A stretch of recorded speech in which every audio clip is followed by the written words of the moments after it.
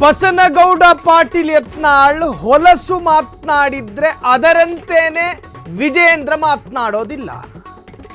ಅಸಹ್ಯವಾಗಿ ಮಾತನಾಡ್ತಾರೆ ಯತ್ನಾಳ್, ಆದರೆ ವಿಜೇಂದ್ರರಲ್ಲಿ ಅದನ್ನ ನಿರೀಕ್ಷೆ ಮಾಡಬೇಡಿ. ಬಾಯಿಗೆ ಬಂದ ಹಾಗೆ ನಾಲೆಗೆ ಹರಿಯಬಿಡ್ತಾರೆ ಯತ್ನಾಳ್. ವಿಜೇಂದ್ರ ಯೋಚನೆ ಮತ್ತು ವಿವೇಚನೆ ಎರಡನ್ನೂ ಕಳೆದುಕೊಳ್ಳೋದಿಲ್ಲ.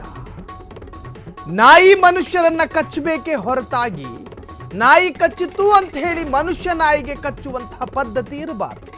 ಇದು ವಿಜೇಂದ್ರರ ಸ್ಟೈಲು, ವಿಜೇಂದ್ರರ ಸಂಪ್ರದಾಯ, ವಿಜೇಂದ್ರರ ಗುಣ ಸ್ವಭಾವ.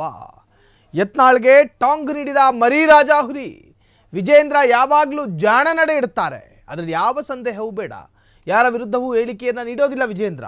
ಯಾರಿಗೆ ಎಲ್ಲಿ ಯಾವಾಗ ಏನು ಮಾಡಬೇಕು ಅನ್ನೋ ಪರಿಜ್ಞಾನವನ್ನು ವಿಜೇಂದ್ರ ಇಟ್ಕೊಂಡಿದ್ದಾರೆ. ನೋಡಿ, ಒಳ್ಳೆ ಮರದಲ್ಲಿ ಒಳ್ಳೆ ಕಾಯೇ ಹುಟ್ಟೋದು. ಯಡಿಯೂರಪ್ಪರ ಆಡಳಿತಾವಧಿಯಲ್ಲಿ ಯಡಿಯೂರಪ್ಪರ ವಿರುದ್ಧ ಕೇಳಿ ಬಂದಿರತಕ್ಕಂತಹ ಆರೋಪ ಮತ್ತು ಕಳಂಕ ಸೈಡಿಗಿಡಿ. ಪ್ರತಿಯೊಬ್ಬ ರಾಜನಿಗೂ ಕೂಡ ಕಳಂಕಗಳಿತ್ತು. ದೇವರನ್ನೇ ಜನ ವಿಮರ್ಶೆ ಮಾಡ್ತಾರೆ, ಮನುಷ್ಯರನ್ನು ಬಿಡ್ತಾರ? ಮನುಷ್ಯ ಅಂದಮೇಲೆ ತಪ್ಪು ಎಡವು ಎಲ್ಲವೂ ಸಹಜನೇ. ಯಡಿಯೂರಪ್ಪರ ಕೆಲ ನಿರ್ಧಾರಗಳು ಮತ್ತು ಹೇಳಿಕೆಗಳು ರಾಜ್ಯದಲ್ಲಿ ಗಲಭೆಗಳು ನಡೆದಂತಹ ಸಂದರ್ಭದಲ್ಲಿ ಕೋಮುವಾದಕ್ಕೆ ಪ್ರಚೋದನೆ ಕೊಡುವಂತಹ ಯಾವ ಹೇಳಿಕೆಯನ್ನು ಕೂಡ ರಾಜ್ಯದ ಇತಿಹಾಸ ಗಮನಿಸಿಲ್ಲ. ಪ್ರತಿಯೊಂದನ್ನು ಕೂಡ ವಿವೇಚನೆಯಿಂದ ಮಾತನಾಡ್ತಾರೆ. ಅಂತಹವರ ಮಗ ಕೂಡ ಅದೇ ವಿವೇಚನೆ, ಅದೇ ಸಹನೆ, ಅದೇ ತಾಳ್ಮೆ, ಅದೇ ಗೌರವಯುತವಾದಂಥ ಪದ ಎಲ್ಲವನ್ನೂ ಕೂಡ ತಂದೆಯಂತೆ ಅವರು ಕೂಡ ರೂಢಿಸಿಕೊಂಡಿದ್ದಾರೆ. ಯತ್ನಾಳ್ ಬಾಯಿಗೆ ಬಂದ ಹಾಗೆ ಮಾತನಾಡ್ತಾರೆ. ಟಿಪ್ಪು ಸುಲ್ತಾನ್, ಔರಂಗಜೇಬ್, ಹೀಗೆ ಅನೇಕರ ವಿರುದ್ಧ ಅತ್ಯಂತ ಅಸಹ್ಯಕರವಾಗಿ ಮಾತನಾಡ್ತಾರೆ. ಆ ಅಸಹ್ಯಕರವೇ ರಾಜಕಾರಣ ಅಂತ ಅನ್ಕೊಂಡು ಬಂದವರು ಯತ್ನಾಳ್. ಒಂದು ಕಾಲದಲ್ಲಿ ಟಿಪ್ಪು ಸುಲ್ತಾನ್ ರವರ ಪ್ರೋಗ್ರಾಮನ್ನು ಅಲ್ಲಿನ ಅಲ್ಪಸಂಖ್ಯಾತರು ಆಯೋಜನೆ ಮಾಡಿದಾಗ ಮುಸ್ಲಿಮರು ಟೊಪ್ಪಿ ಇಡುವ ಮೊದಲೇ ಯತ್ನಾಳ್ ತಲೆಗೆ ಟೊಪ್ಪಿ ಇಡ್ಕೊಂಡು ಹೋಗ್ತಾ ಇದ್ದಂಥ ಕಾಲಘಟ್ಟಗಳಿತ್ತು. ಸಂದರ್ಭಕ್ಕೆ ತಕ್ಕನಾಗಿ ಬಣ್ಣವನ್ನು ಬದಲಿಸ್ತಾರೆ ಯತ್ನಾಳ್. ಪಕ್ಷ ಬದಲಾದ ಮಾತ್ರಕ್ಕೆ ನಾಲಿಗೆನೂ ಬದಲಾಗುತ್ತಾ?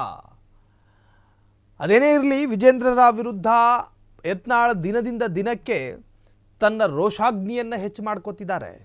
ಬೀದಿಲಿ ಜಗಳ ಮಾಡುವಂತಹ ನಾಯಕನಲ್ಲ. ಈಗ ಯತ್ನಾಳ್ಗೆ ನಗುತ್ತ ಟಾಂಗ್ ಕೊಟ್ಟ ವಿಜೇಂದ್ರ. ಯತ್ನಾಳ್ ಚಾಮುಂಡಿ ಬೆಟ್ಟಕ್ಕೆ ಹೋದ ಹಿನ್ನೆಲೆ ಅವರು ಬೆಟ್ಟಕ್ಕೆ ಹೋದಾಗಲೇ ನನಗೆ ಗೊತ್ತಾಗಿದೆ ನನಗೆ ಒಳ್ಳೆಯದಾಗುತ್ತೆ ಅಂತ. ಮುಗುಳ್ನಗುತ್ತಾ ಯತ್ನಾಳ್ಗೆ ಟಾಂಗ್ ನೀಡಿದ ವಿಜೇಂದ್ರ. ಯತ್ನಾಳ್ ಬಹಳಷ್ಟು ತಳಮಟ್ಟಕ್ಕೆ ಹೋಗಿ ಮಾತನಾಡ್ತಾರೆ, ಆದರೆ ವಿಜೇಂದ್ರ ಅದನ್ನು ಅದೇ ತರಹ ರಿಯಾಕ್ಟ್ ಮುಖಾಂತರವಾಗಿ ಅದನ್ನು ಇತ್ಯರ್ಥ ಮಾಡೋದಿಲ್ಲ. ಅವರು ಅತ್ಯಂತ ಪ್ರಬುದ್ಧವಾಗಿ ಅದನ್ನು ಎದುರಿಸುವಂತಹ ಪ್ರಯತ್ನ ಮಾಡ್ತಾರೆ. ಕಾರಣ ಅವರೊಬ್ಬ ರಾಜ್ಯಾಧ್ಯಕ್ಷ ರೀ, ಅವರಿಗೂ ಅವರದೇ ಆದಂತಹ ಜವಾಬ್ದಾರಿಗಳಿರ್ತಾವೆ. ವಿವೇಚನೆ ಕಳ್ಕೊಂಡು ಮಾತನಾಡಿದ್ರೆ ಜನ ನಗ್ತಾರೆ, ಪಾರ್ಟಿಯ ನಾಯಕರು ಕೂಡ ಅವಮಾನಕ್ಕೊಳಗಾಗ್ತಾರೆ ಎನ್ನುವಂಥ ಪರಿಜ್ಞಾನ ವಿಜೇಂದ್ರರಿಗಿದೆ. ಆದರೆ ವಿಜಯಪುರದ ಶಾಸಕರಿಗೆ ನಾನೊಬ್ಬ ಶಾಸಕ ಎನ್ನುವಂಥ ಪರಿಜ್ಞಾನವನ್ನೇ ಮರ್ತಂತೆ ಮಾತನಾಡ್ತಾರೆ ಕೆಲವೊಮ್ಮೆ.